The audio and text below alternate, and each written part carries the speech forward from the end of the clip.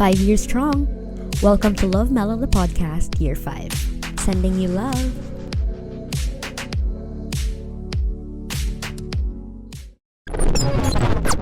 Hello everybody! Welcome to year 5. Oh my god. To kickstart year 5, I'd like to talk about a topic that's very rampant these days. The Gen Alpha, the Gen Zs. Known tayo for quitting something that doesn't serve us any purpose anymore. Like, iniisip nila ang dami na nating mga nilet go agad-agad just because parang hindi natin nakuha agad yung gusto nating result. Ganyan. But, I think that's one characteristic of our generation na for me is admirable. Kasi at least we know when to walk away. We know when to stay. We know when something is not right for us anymore. So, I'd like to talk about that. Yung thought process on knowing how and when to walk away and when something is not for you. How do you know when something is not for you? But before that, I just wanted to talk about my fit. My fit! I just put on a cute top because I'll be running later. And since I'm having a bad hair day, I'm wearing this beanie I got from Taipei. Sobrang cute niya, guys, with all the ribbons and stuff. And this top, I think I owned this college pa lang ako. And yeah, that's that. These specs are from Ojo, my favorite glasses ever. Next to my Ojo rin pala yung isa, pero this is my favorite kasi it's very lightweight. Parang hindi ko nararamdaman na may suot ako. Addition to the fit is the mic, of course.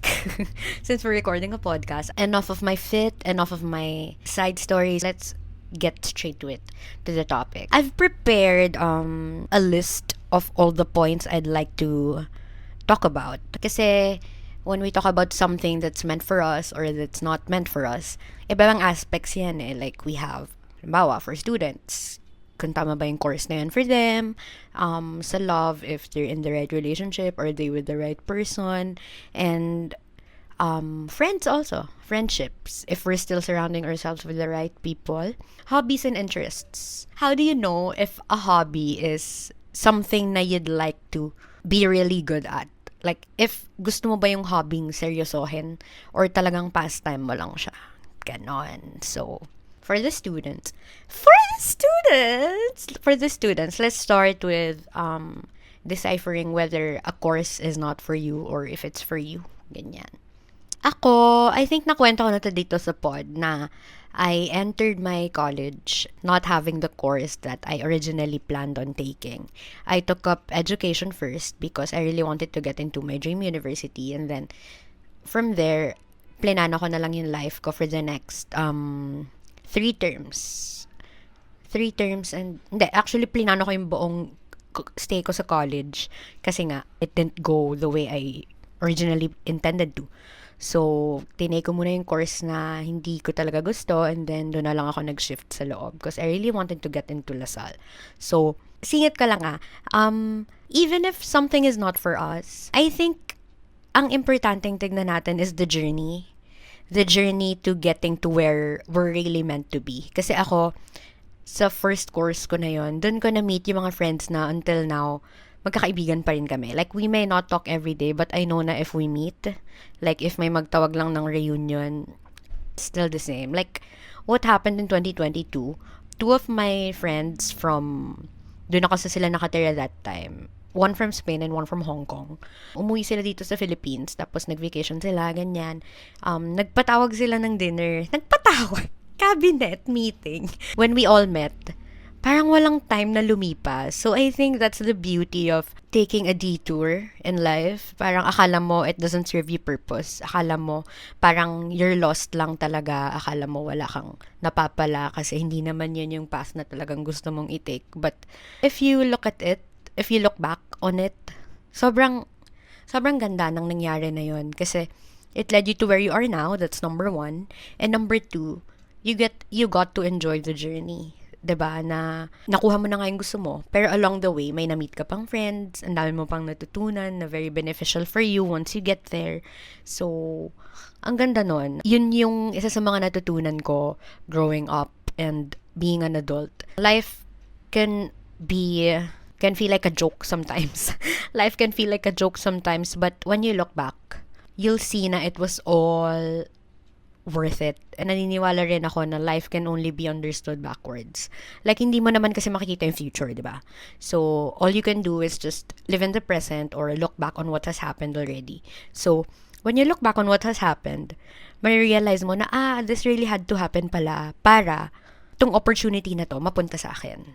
Like, for example, I had to be redirected to a different course bago ko matake yung talagang course na gusto ko. And nakwento ko rin yun, diba, na yung course talaga na pipiliin ko, hindi talaga siya financial economics originally. It was management of financial institutions in COB. But then I saw the courses in SOE. Tapos sabi ko, parang this seems interesting. And I was reminded of the time when I loved economics very much in high school because of my teacher. Sabi ko, why not combine it na lang? Like, finance and economics, ganon. So, na-connect ko lang siya kasi those times na I was really decided already to take up MFI, Management of Financial Institutions, parang yung time na lumipas na I was there in education, nakapag-isip pa ako if it's really the course na I want to take. And true enough, parang nagbago pa yun kasi nga, I was shown more options, which is economics, and, kahit mag-extend ako ng 1 more year, sinabi ko na lang kay mama na parang ito talagang parang tinitibok ng puso ko, ganyan. So yeah, she let me. And, thinking now na kung ako, if I put myself in my mom's shoes, if, sabihan ako ng anak ko na kailangan ko pang gumastos ng isa pang taon for the tuition, I know for her it's worth it because I'm her child, ganyan. But ang ang hirap pala kasi dagdag gastos siya, parang mapufrustrate ka, pero since mahal mo yung anak mo, not really you have no choice but to support her, but you have to support her eh. I mean, gusto mo ring i-support siya. So, yun, ang hirap maging parent, grabe. Parang pag-iisipin mo siya, grabe yung mga sacrifices nila, no? For you to have the best future ahead of you. Grabing unconditional, unconditional love na I don't think can ever compare to any kind of love. For me, alam ko from the get-go na education wasn't the course that I really wanted, and it's not the course really talaga for me.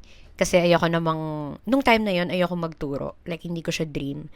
I think malalaman mo na something is not for you if mag-decide ka talaga na hindi siya for you.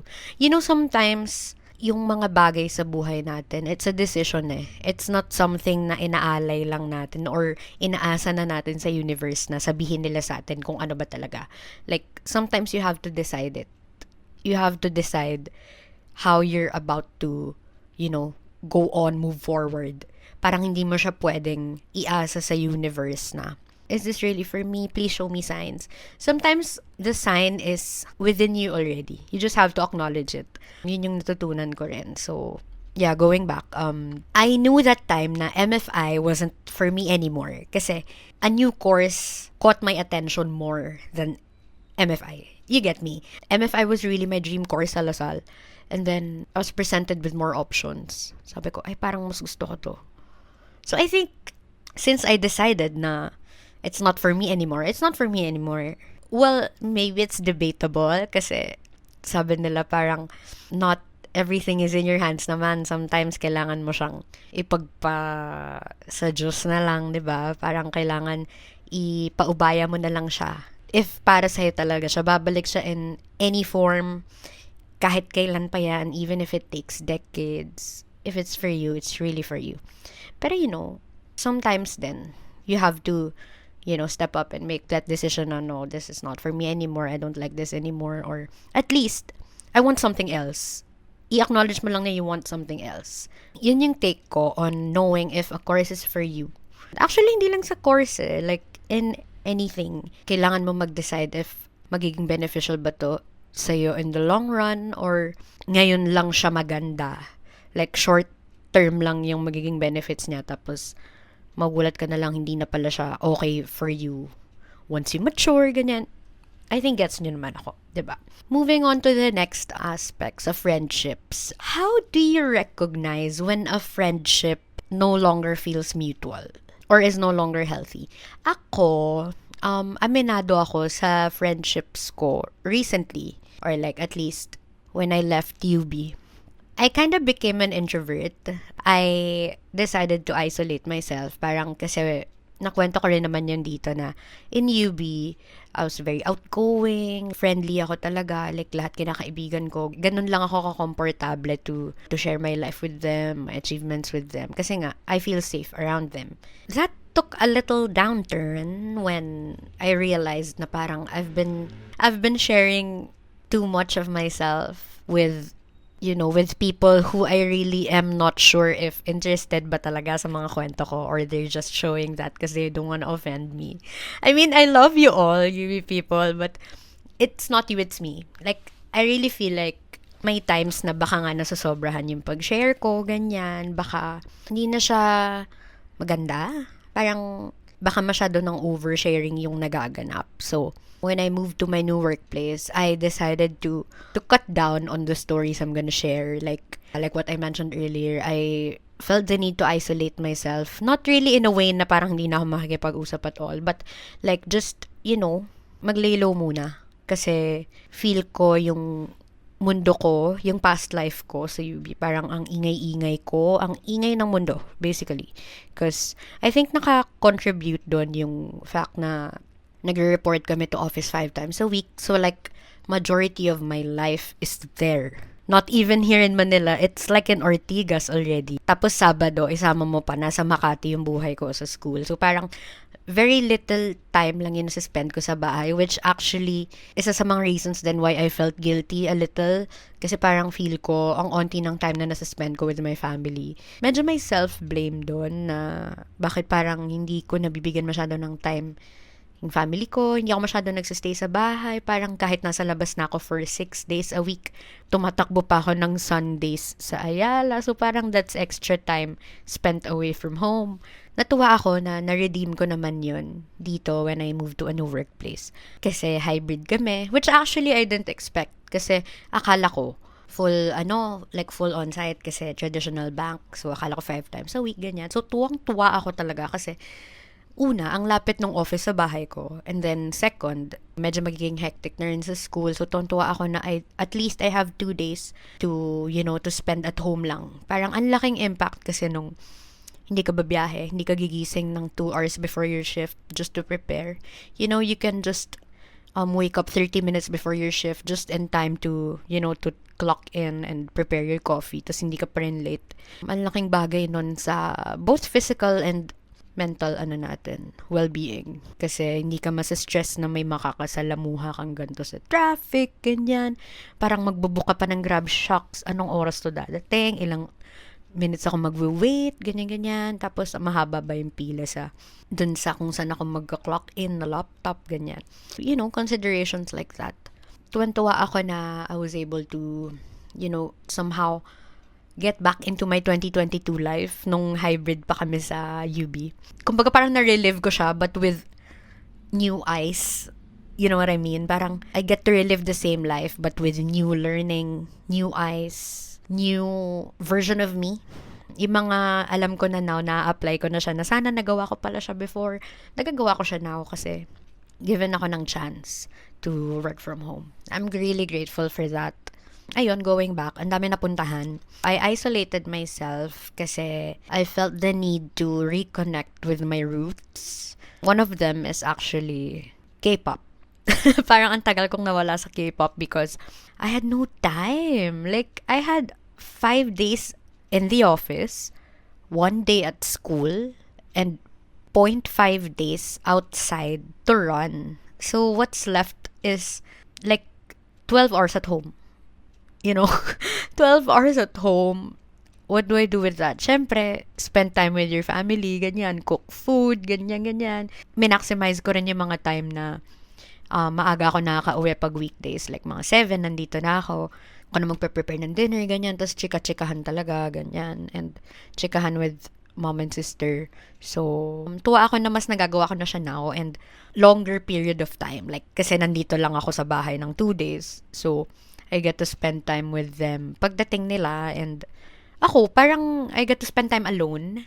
Parang I really didn't have that when I was reporting on-site 5 times a week. Feeling ko parang nagkaroon ng time talaga. Like, hindi ko feeling. Like, nagkaroon talaga ng time na I spent more time with my friends than with myself. I'm not saying it was bad. I'm just saying parang it was kind of excessive that I got too dependent on them.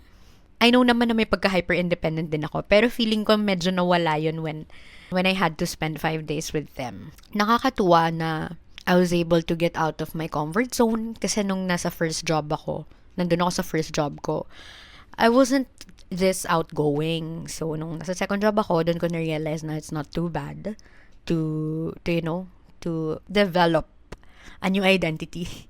Kasi, diba nga, different people meet different versions of us. Like, if you knew me in high school, if you claim to know me in high school, I apologize, but you don't anymore.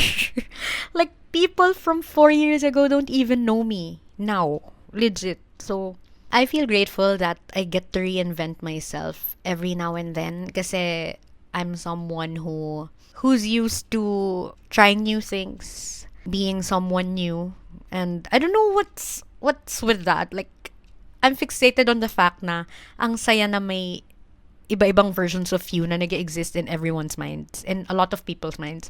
Parang to one person, you can be their best friend, someone they can run to, but to another person, you can be someone they don't like. You can be someone they think as epal or something. Ganon. Parang iba-iba talaga yung pagkamit ng mga tao sa'yo. Nakakatuwa na parang to some, you're this cute little girl. To someone, you're this feisty woman they can't mess with. You can be someone they think is easy to deal with or get along with. Tas sa iba naman pwedeng, sino ba yan? Ganon. Parang nafa-fascinate ako sa fact na yun na parang you have different personas sa iba-ibang tao. Ang layo na sa topic, but you catch my drift naman, right? Okay. Nasa na, like, okay, isolating myself. I felt the need to isolate myself kasi feel ko nga masyado akong parang ang dami kong nabuhos na energy sa past workplace ko. So, I think ngayon, maglilo ako, ganyan. Pero actually, akala ko nga parang ang tahi-tahimik ko dito. But whenever I ask my current workmates, parang hindi naman daw ako tahimik. I mean, nung una lang. So, parang one way or another, lalabas at lalabas talaga yung ano mo, no? Lalabas at lalabas yung totoo mong pagkatao when you're comfortable with the people around you. Even if you try to hide it. Parang yun nga rin yung naiisip ko sa PBB. Sabi nila, 1 month na pero this person is still not showing his or her true self. Sabi ko, parang it's so hard to conceal for like a month, some buwan na, tapos feeling mo hindi pa na siya nagpapakatotoo. Ako, I think 2 weeks lang or 3 weeks lang, wala pa nga 1 month, makikita mo na how a person really is. Not really their entirety, but at least makikita mo na kasi ang hirap magtago. Lalo pa sila, they don't have phones, they don't have anything else to do but to talk to each other and to do the tasks which showcase their real ugali. Like when they're pressed for time, when they're stressed, all these things. Wala, nakaka-fascinate lang na yung identities natin. It's like a spectrum. Parang magugulat ka na when you're faced with a challenge. Kaya mo palang maging ganito. Nung mga panahong na-deal with mo siya before, hindi ka naman ganun. You get me? Parang that's just what's really nice about evolving as a person. You get to discover more about yourself. Ang ganda talaga. Like, na-amaze ako, na-fascinate ako na ang ganda ng concept ng growth. Looking back, parang grabe yung nakita kong growth sa sarili ko na even just from 3 years ago, like when I started grad school, parang grabe na yung growth na nangyari sa akin. Self-proclaimed. Pero, yeah, nakita ko how differently I handled things before versus now. Before, hindi pa ako ganun ka familiar kung paano dapat mag-regulate ng emotions. You know what I mean? Before, talagang kapag something pisses me off, like, papatulan ko talaga yan. Like, when it happens to me now naman, I kinda make patol pa rin, but a little tamed na now. Gets ba? Before, talagang kukuruting kita kung saan ka mabubwisit. Like, huhulihin ko talaga kung saan ka pinaka mapipiss off. Now I do that, but very subtly.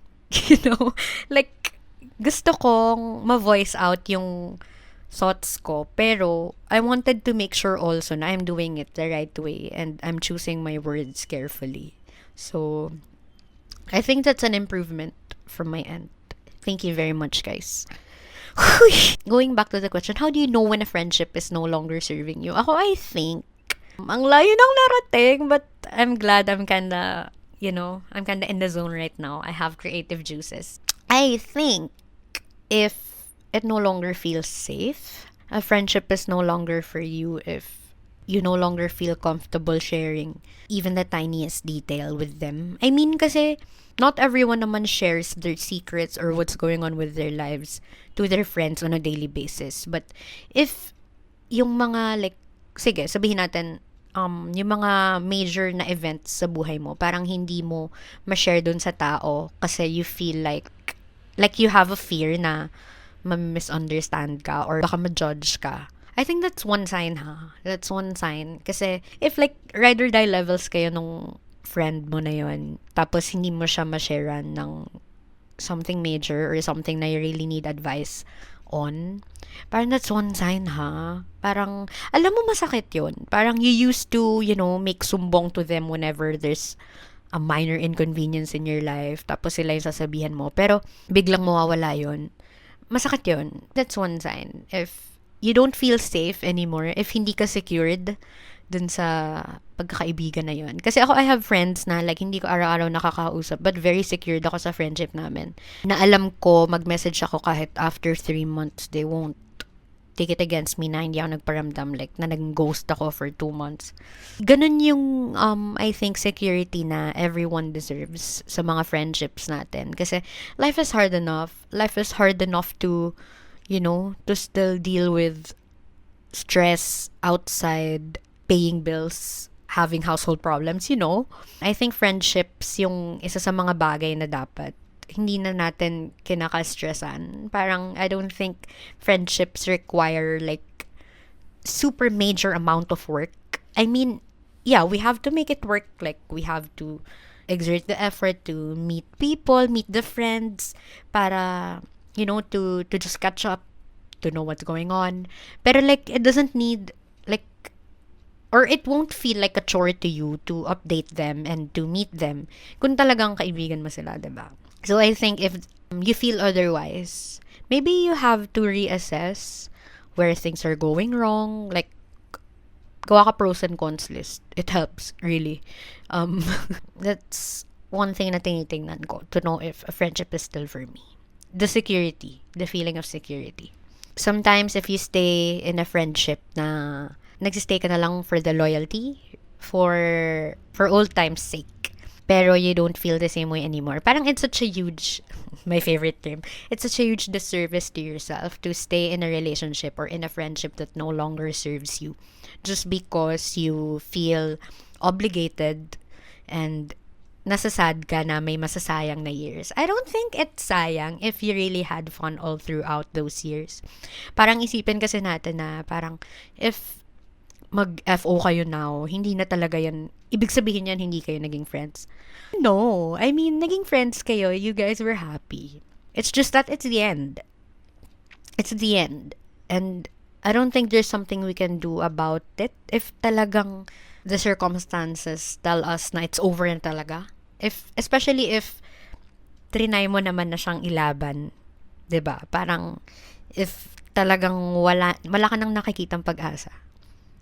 Wala na. Parang, don't force it. Kasi, I think forcing connections, isa yan sa mga bagay na ikakalugmok ng isang tao. Like, forcing connections, forcing yourself into someone, imposing yung pagmamahal sa iba na ibalik sa'yo. That's so detrimental to you.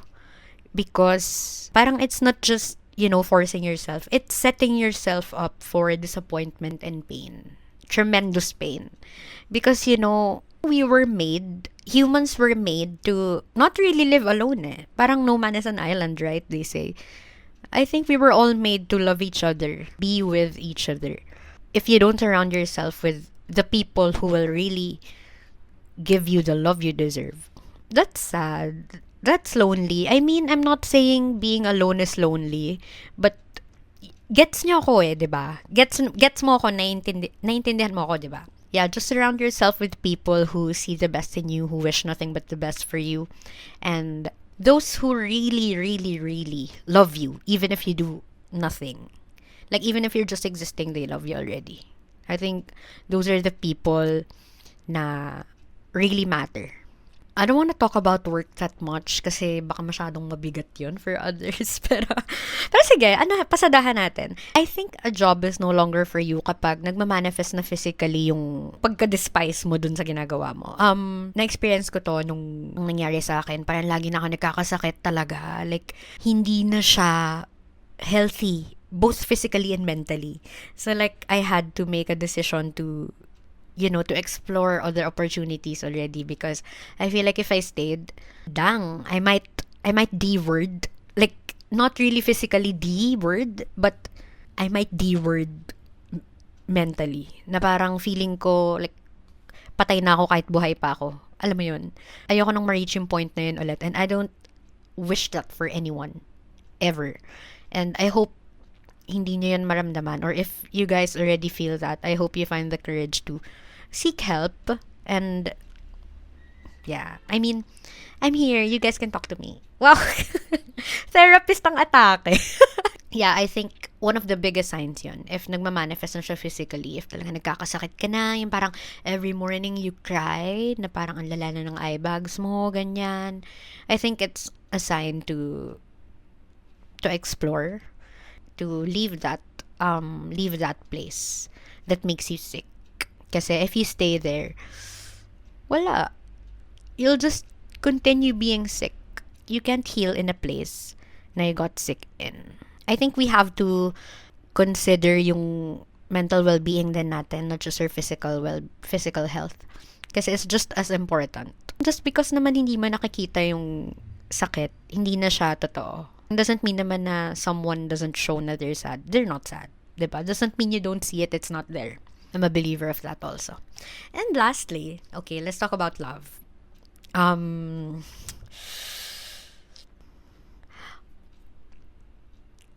Natahimik. Have you ever been in a relationship wherein, well, you guys are technically together, but you don't feel seen anymore, or you're no longer fulfilled with what you're getting or with what's happening?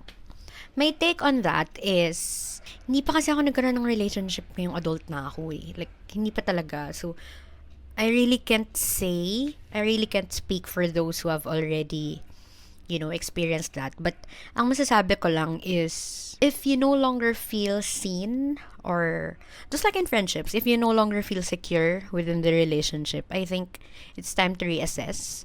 Not really time to break up agad.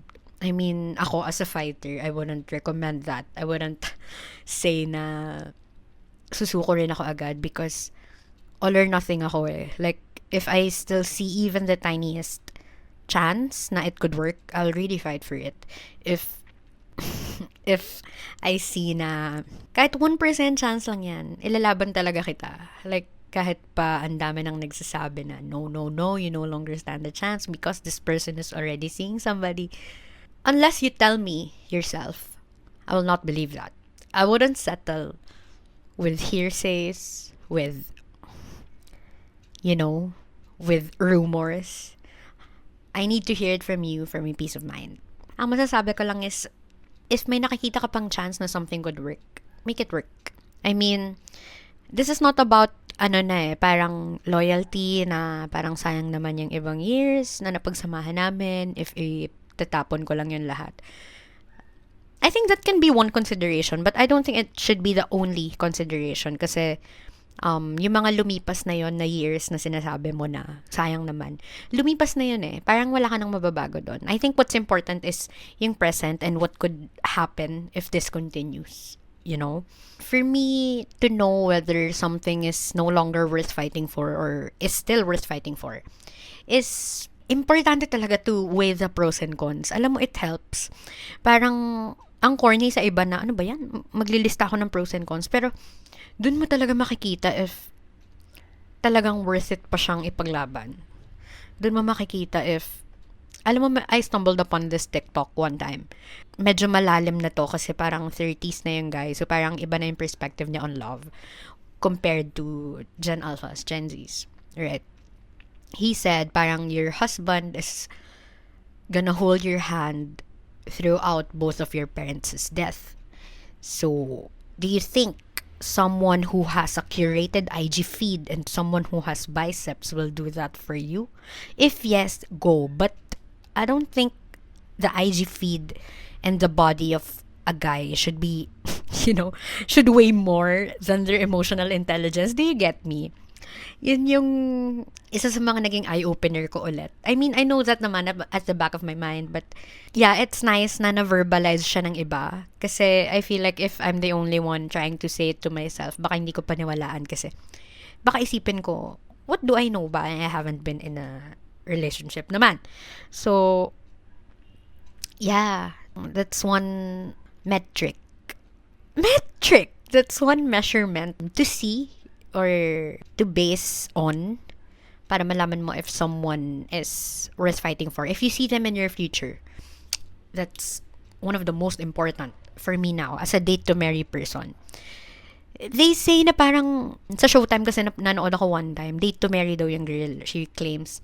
And then the host said, do we really know the meaning of date to marry? Tas ako, inassess ko yun in my mind. I was like, yeah, I know. Kasi I'm a date to marry person. Sabi kasi niya, ang date to marry daw is someone who barely dates. Kasi she considers dates as sacred and as a foothold to go to the next level, to something more serious and to, to continue it in the long run. Ganon. So, ganon ako eh. Funny ba? But I've never been on a date, guys. Like, maybe that's why I got so frustrated last year. Because,